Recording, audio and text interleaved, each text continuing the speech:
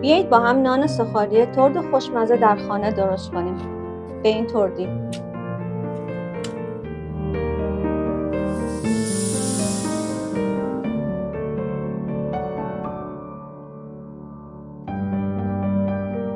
ابتدا مواد خشکمون رو با هم دیگه مخلوط میکنیم، شامل شکر، خمیر مایع، نمک و پودر شیر خشک.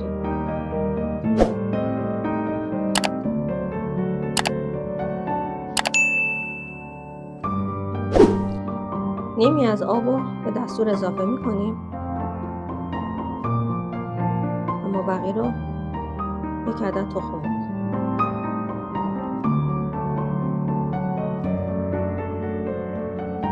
کاملا مخلوط میکنیم.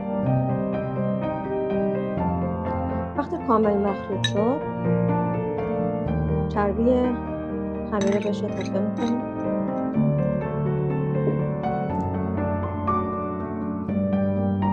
ابتدا ظرفمون رو چرب میکنیم و خمیری که ورزه‌ای کامل شد و یه سطح صاف ما داد و تست گلوتن عالی به ما داد، چانه میگیریم و داخل یخچال استراحت میدیم تا حجم خمیر 2 برابر بشه. تست گلوتن که میخوایم بگیریم، تیکه‌ای از خمیر رو جدا میکنیم و بدون ترس کاملا میکشیم تا به یه سطح صافی برسیم و کاملا مشخص بشه. خمیرمون 2 برابر شد و پف خمیرمون رو میدیم. کاملا این پف باید گرفته بشه. جمع میکنیم و دوباره چانه میگیریم. بعد از چانه گیری خمیر رو فرم میدیم. بعد کاملا بازش کنیم خمیر رو.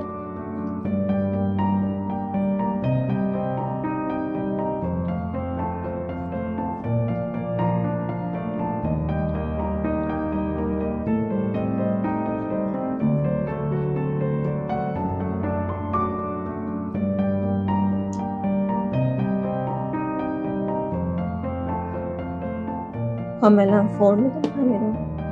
لبه‌هاش رو صاف میکنیم و بعد از فرم نهایی لبه‌ها رو دوخت میزنیم. خیلی هم محکم رول نکنید تا سبک نون نهایی پاره نشه.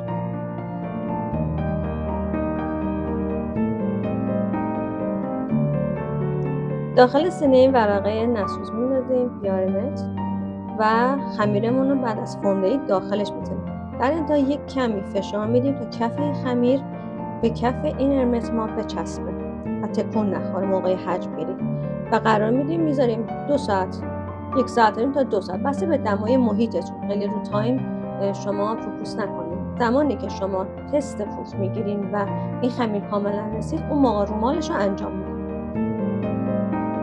بعد از اینکه خمیر ما حجم 2 برابری گرفت، بلکه هم بیشتر، بستگی به میزان کشش خمیرتون داره، بعد تست پوچ میگیرید.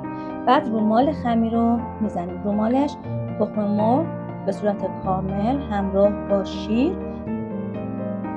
زعفران و وانیل استفاده کنید که هم معطر بشه هم خوش رنگتر. بعدش که رومال زدین، در فر گازی 200 درجه و فر برقی 180 درجه به مدت 20 تا نیم ساعت میذارین برای پخت کامل. کاملا رویه بعد طلایی بشه و بعد خارج میکنید و مرحله اول پخت انجام میشه.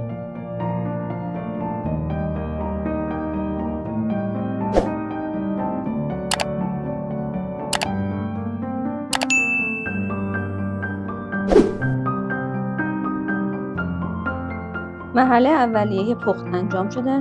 نونمون باید کامل خنک بشه تا ما بتونیم برش بدیم. بعد از اینکه نان خنک شد، به قطعات مساوی تقسیم میکنیم.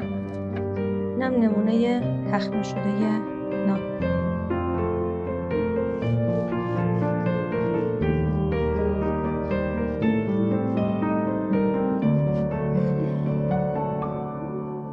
بعد از چیدن در سینی، در فر گازی دمای 250 درجه و اگر فر برقی دارین در دمای 230 درجه تا زمان برشته شدن قرار بدیم.